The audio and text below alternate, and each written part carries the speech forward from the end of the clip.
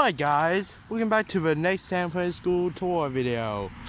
So in this video we're going to talk about how road crossings activate for a train. So here we're at a road crossing. So these rails here,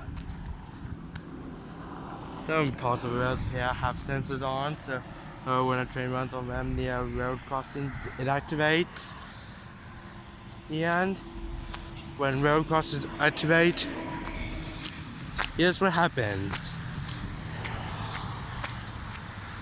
The lights there will flash, the bells will ring, and the gate will start lowering.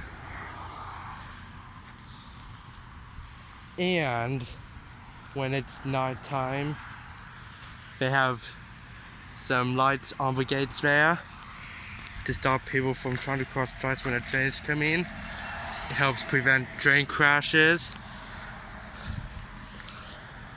So we put the bell there for people, for pedestrians there who cross the tracks. It rings when trains come in for the people crossing the tracks.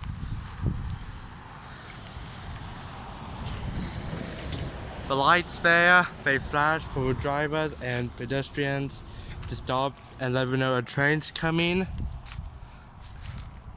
And they have gates there too. They lower gates and close the road so they can stop drivers from crossing the tracks when the trains come in. It helps prevent train crashes as well. So yeah, I explained that earlier, but yep.